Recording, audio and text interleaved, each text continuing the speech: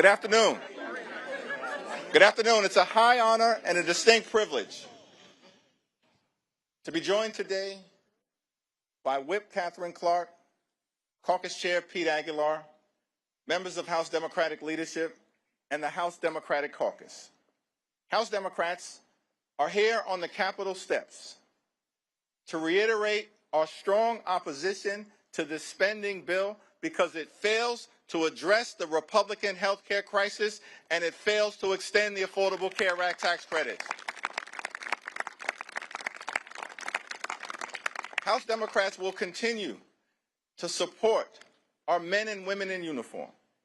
We will continue to support hardworking federal employees. We will continue to support our law enforcement personnel. House Democrats will continue to support our air traffic controllers. We will continue to support our TSA agents. We will continue to support our civil servants who have been under attack since day one of the Trump administration. But we cannot support the Republican effort to gut the health care of the American people.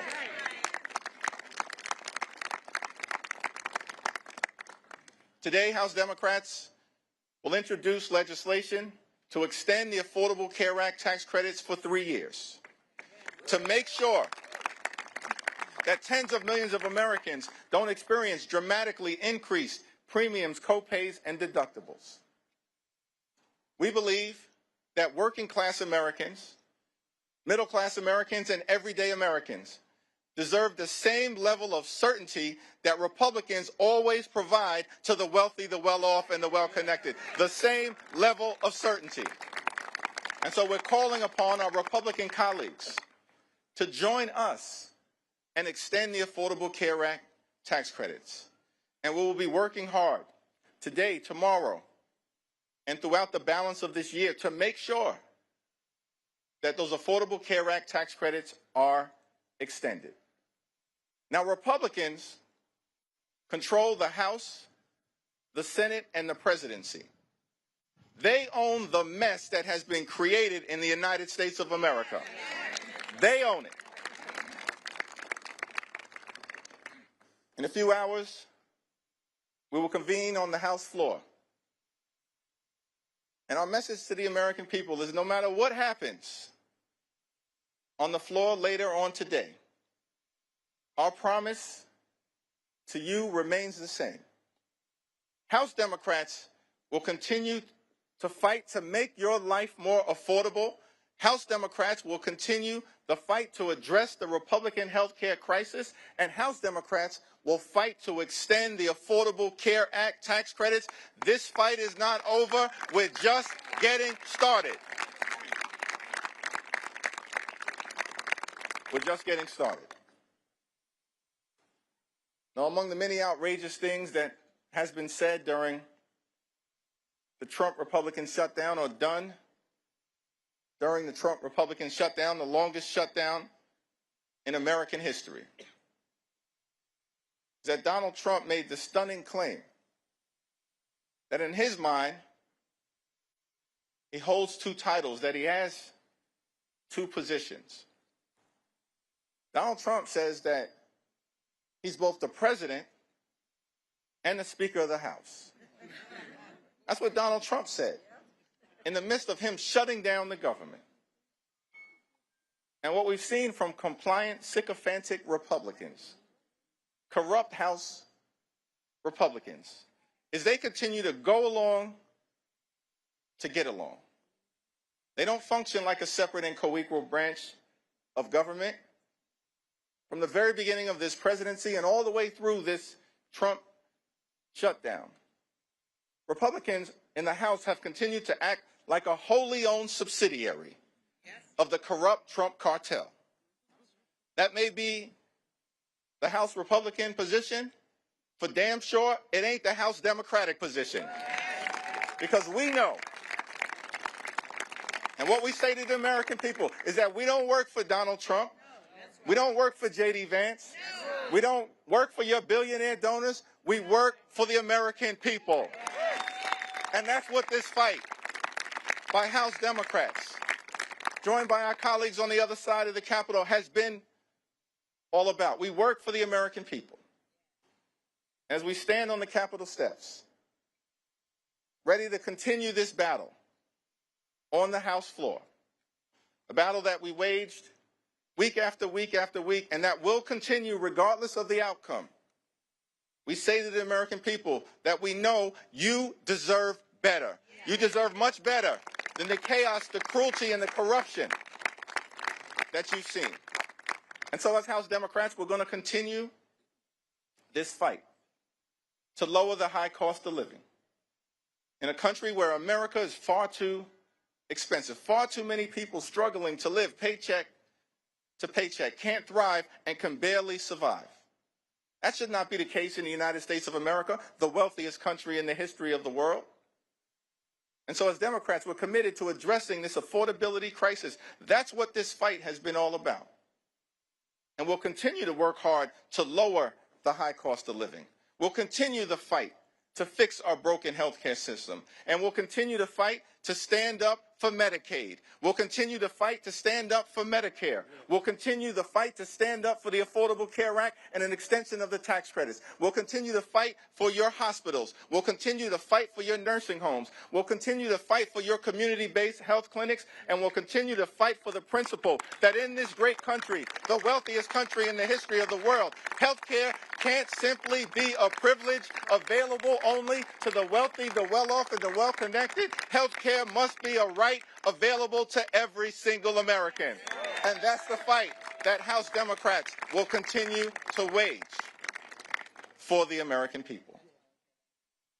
It's now my great honor to yield to the freshman leadership representative, someone who's gotten off to a great start, helping to lead the freshman class, the first term members during this turbulent and tumultuous period here in the United States Congress and for the country. From the great state of California, the Honorable Luz Rivas.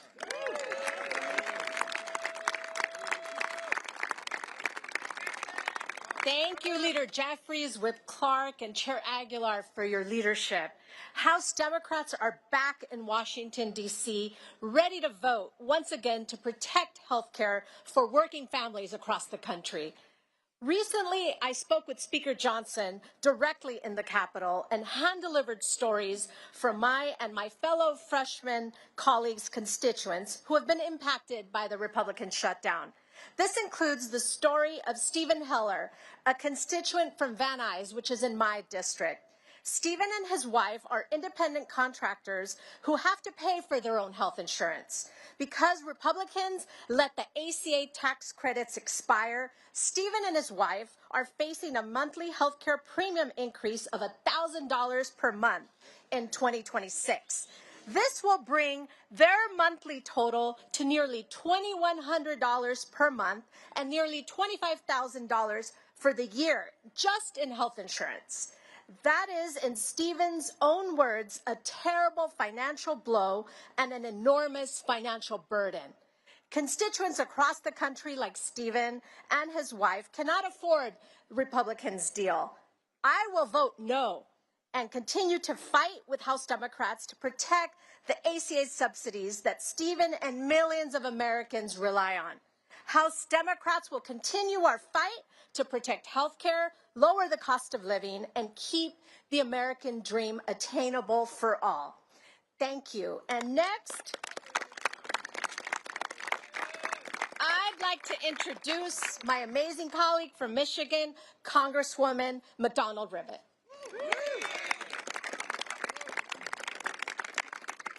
Thank you very much. I come from mid-Michigan, the part of the country where workers actually invented the American dream, to work hard enough to pay your bills, put a little bit away, and take your kids on vacation every once in a while. But the dream is further and further out of reach. In my district, 70% of our jobs pay less than $60,000 a year. So this healthcare crisis that Republicans have created, $1 trillion in Medicaid cuts and gutting the ACA in order to pay for the tax break for the ultra-wealthy, is making things so much harder. So let me give you an example. A couple in my district, they actually go to my church. called and told me they're in their 60s and they rely on the ACA tax credits to pay their insurance premiums. But now, because the Republicans have failed to extend these credits, their insurance premiums are going to jump by $11,000 next year. An impossible sum for people on the edge of retirement. Health insurance already consumes 72% of their retirement income. Let me say that again. 72% of their retirement income, and is about to go up another $11,000. That means they're facing devastating choices between doctor's visits and paying the mortgage, between cancer screenings and putting food on the table, between prescription drugs and heating their home. Or even, frankly, to get insurance at all. They told me, and this is a direct quote, they are strongly considering going without coverage and taking their chances rather than continuing to pay the premium. Because here's the reality. They actually can't pay that premium. I came to Congress, we all came to Congress to help people like them. Lower cost, better care, more jobs. One easy critical step is simply passing to extend the ACA credits. Yes. It is time we pass it before they pay the cost. Thank you. It is my pleasure to introduce my colleague from California, Representative Tran.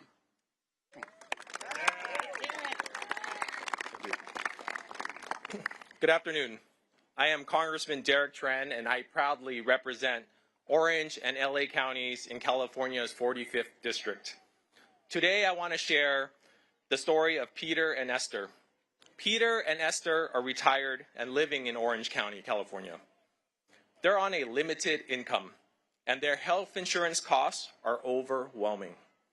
They pay over $18,000 every year just in health care premiums. And next year, their costs are going up to over $21,000. When you're retired and living on a fixed income, that kind of cost increase can be devastating. Peter has been trying to get his wife, Esther, on Medicaid so she can get the care she deserves without going bankrupt. But he keeps hitting roadblocks. The red tape, long lines, and staffing shortages preventing Esther from even being considered for Medicaid coverage is harmful to our country. And instead of joining us to fix this crisis, the Republican majority has demanded more cuts, causing more pain and suffering for the American people. I am here today for people like Peter and Esther. They deserve better than this. Every American deserves better than this. While we're fighting for health care, Republicans are fighting for tax cuts for the billionaires. I'll keep fighting to make sure people like Peter and Esther can afford the care that they deserve. And I hope our colleagues on the other side of the aisle will join us. Thank you so much. It is with great privilege that I introduce and yield time to Congresswoman Sarah McBride from the great state of Delaware. Thank you so much, Representative. Thank you so much, Leader Jeffries, Whip Clark, and Chair Aguilar for bringing us together today. We stand here today, 42 days into a government shutdown and 54 days since the House last met, because Republicans have presented the American people with a false choice between reopening government and addressing this healthcare crisis. There is simply no reason why we can't do both. The only thing that has been standing in our way is Republican cruelty. Republicans have played a game of chicken with food assistance, travel safety, and federal paychecks, all because they will stop at nothing to cut your health care. The only thing that congressional Republicans are more loyal to than Donald Trump is to cutting the health care of the American people. Let's be clear. This health care crisis is a choice by congressional Republicans and Donald Trump, who have inserted a $1 trillion bomb into the American health care system. And it is starting to go off. Millions right now are facing skyrocketing premiums. The largest cut to Medicaid in American history is on the horizon. Rural hospitals will close. Doctors' offices will shutter. Donald Trump loves to own things and slap his name on them. Well, he now owns the American healthcare system. It is Trump care. Millions losing coverage, that's Trump care. Americans paying more for insurance, that's Trump care.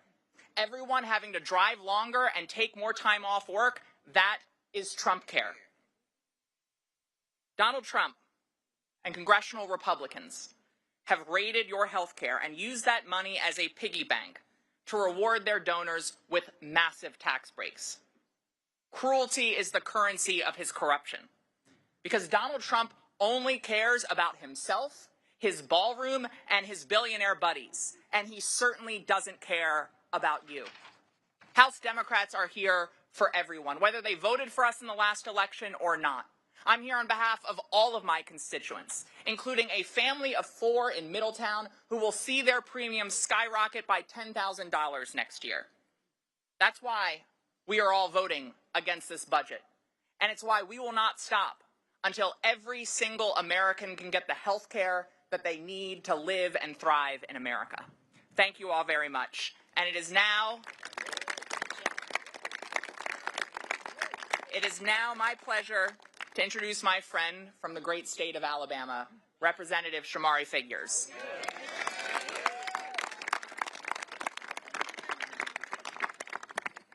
Thank you. House Democrats just spent the better part of the last 40-plus days fighting to keep health care affordable for millions of Americans, while our House Republican colleagues were on a taxpayer-funded vacation. During this shutdown, the realities hit home for a lot of people. Mothers had to worry about how they would take care of their children, their babies, without WIC. Families stood in pantry lines. Families are still standing in food pantry lines in the month of November, the month of Thanksgiving, because SNAP benefits were expired, and this administration chose to use them as pawns in this game. Capitol Police officers, members of the military, my staff, all of our staff, and millions of other federal workers had to deal with the uncertainty and the stresses of missing paychecks. And for what in the end? What were Republicans willing to give in the end? Nothing more than a handshake deal to take a future vote on extending the health care subsidies, when we all know that that future vote is the equivalent of asking 2 wolves and a chicken to vote on what's for dinner. It is dead on arrival. It is dead on arrival. Now, I can speak to you as someone from a different perspective. A lot of us represent districts where we can talk about what could happen or what may happen. Let me tell you about what my district looks like in the state of Alabama. And it doesn't look too dissimilar from my fellow colleague from Alabama, Congresswoman Terry Sewell's district. I got about 50,000 people in my district who are slated to see their health care premiums on average nearly double. And this is in a district where the individual median income is just north of $32,000.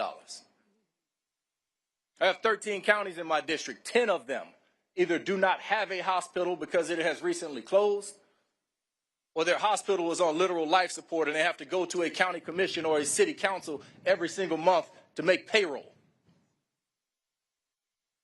And the largest hospital in Montgomery, Alabama, the state's capital, is in the midst of a bankruptcy and also facing risk of closure.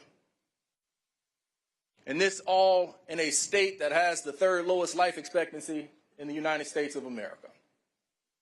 So health care for us is not a talking point. Health care for us is, protecting health care for us is a requisite. It's a requirement. It's something we have to do. And if you ask us if the shutdown was worth it, I say, hell yes, it was worth it. Because fighting to maintain health care for American people, there's nothing more pure than that. There's no more important role that we have here as members of Congress than to ensure the health care of the American people. Okay. And so while the failure of Republicans to do anything to protect health care is truly disappointing, I want the world to know that my Democratic colleagues here in the House, they can ride with me in any battle I face in my life. They stood with us under the leadership of Hakim Jeffries to make sure that we kept this front and center. And I look forward to remaining committed to this fight for all of Alabama and for all of America. And with that, turn it back over to our leader, future Speaker Jeffries.